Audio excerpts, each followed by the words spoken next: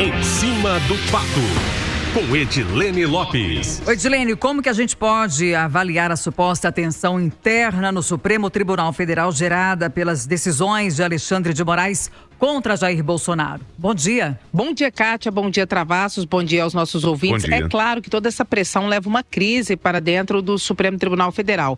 3 pontos nós podemos destacar aqui dentro dessa complexa situação em que hoje está o STF. Por exemplo, ontem o ministro Alexandre de Moraes, embora não tenha flexibilizado a prisão domiciliar do ex-presidente Jair Bolsonaro, que foi muito criticada, ele concedeu pedidos de visitas ao ex-presidente. Primeiro foi o senador Ciro Nogueira, do PP, e logo depois os filhos, a família de Bolsonaro. E em peso, os parlamentares aliados do ex-presidente apresentaram esses pedidos também para que possam visitar o ex-mandatário na casa dele. É uma forma de flexibilização, de destensionamento dessa corda. Não voltou a medida cautelar anterior, que era mais branda, que era a tornozeleira eletrônica, manteve a prisão domiciliar, mas está concedendo os pedidos de visitas logo no primeiro dia dessa nova medida que foi adotada. Um segundo ponto é que o ministro Gilmar Mendes concedeu uma entrevista para dizer e dizendo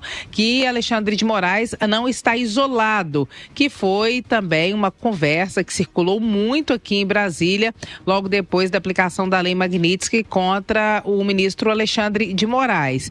E um terceiro ponto é que ontem também voltou a ficar forte a conversa de que o presidente do STF, que é o ministro Barroso, poderia se aposentar antecipadamente e deixar a Suprema Corte ainda neste ano, o que abriria uma vaga para disputa. Entre os possíveis indicados estariam, por exemplo, Jorge Messias, o advogado-geral da União, e o senador por Minas Gerais, Rodrigo Pacheco, que é o nome favorito do presidente Lula para disputar o governo de Minas. Pacheco hoje é um jogador que Lula, se pudesse definir sozinho o cenário, colocaria como alguém para disputar as eleições em Minas Gerais, mas se a gente pensar que talvez Rodrigo Pacheco aceite e não vença as eleições, poderia ele ocupar uma vaga no Supremo Tribunal Federal?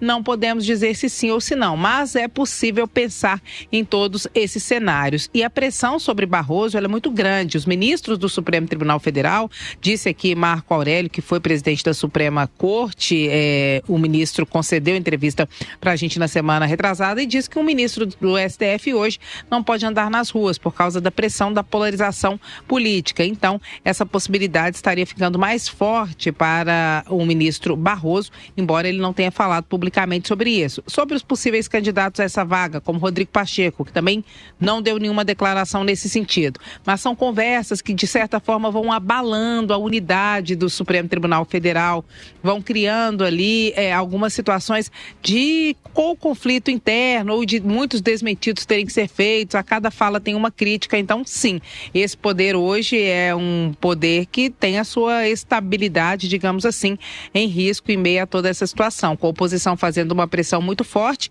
e outros parlamentares, mesmo que não são da oposição, que são parlamentares de centro, há algum tempo vinham reclamando que o STF veio ultrapassando a sua prerrogativa e atingindo a prerrogativa, ou seja, aquilo que é direito do Congresso Nacional, ao anular algumas legislações. Esse é um exemplo. Então, hoje, o Poder Judiciário no Brasil enfrenta uma grave crise e essa situação, de forma clara, aparece a cada momento, principalmente depois desse julgamento do ex-presidente Jair Bolsonaro, que está em curso e deve terminar em setembro.